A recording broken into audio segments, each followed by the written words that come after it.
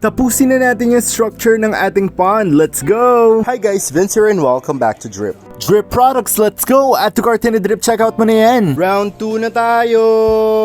Second layer.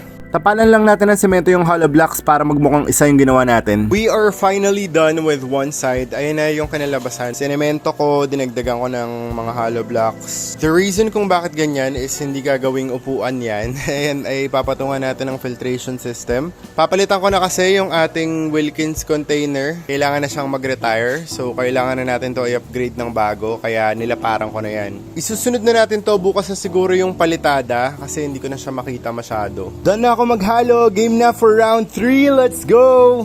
Naglagay tayo ng isa pang layer ng hollow blocks para tumaas ng konti yung water level at hindi rin makatungtong yung mga aso. Tapos nilagyan ko na rin ng semento sa loob para bukas ito yung tune na siya. Ready na siya para sa palitada natin. Natapos ko nang ilatag yung isang layer ng hollow blocks dito sa other side natin hanggang dun sa gilid na yon. Tapos na fill up ko na rin sila ng mga semento. Ganyan na yung magiging structure ng pond natin. So dito kinapala natin for the filtration. Dito inangat natin para hindi matungtungan ng aso.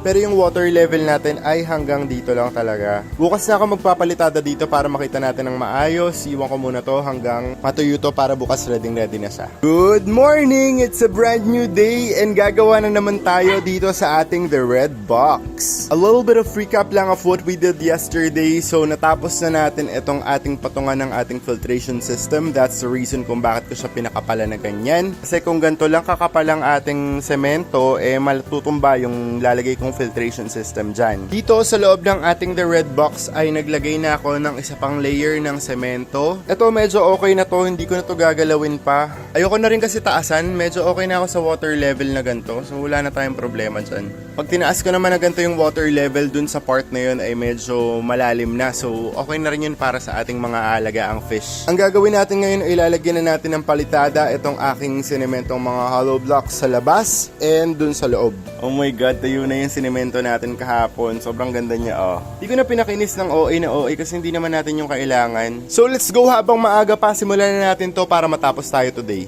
Sisimula muna tayo sa paghahalo ng buhangin at semento. So tapos niyan lalagyan na natin ng tubig katulad niyan. Tapos papalahin ko na yung ating mixture ng semento at buhangin. Kinukuha ko lang yung mekos-mekos natin na semento plus buhangin plus tubig. Tapos ililipat natin dito sa other side kasi dito ako magpapalitada. Inuuna ko muna yung dito sa loob. Tapos ayan, tingnan natin kung makapit naman ang ating mixture dito sa ating hollow blocks. So perfect yan. Tinatapos ko lang yung loob na palitada para malinis na chop-chop tayo, tapos kuha ulit. Tapos ilalagay naman natin dito sa ibabaw. Sobrang taas talaga ng respeto ko sa mga nagko-construction kasi mahirap itong ginagawa nila. Now natapos na natin yung sa loob, papakinisan na lang natin yan ng very light katulad nito. Not so very kinis pero aayusin lang yan, palitada.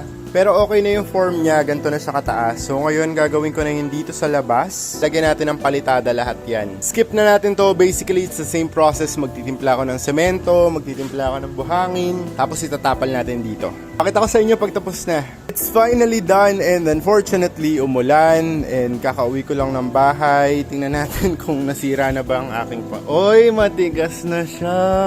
Solid na solid. Sana umaraw bukas para completely matuyo na to. Grabe oh, work of art.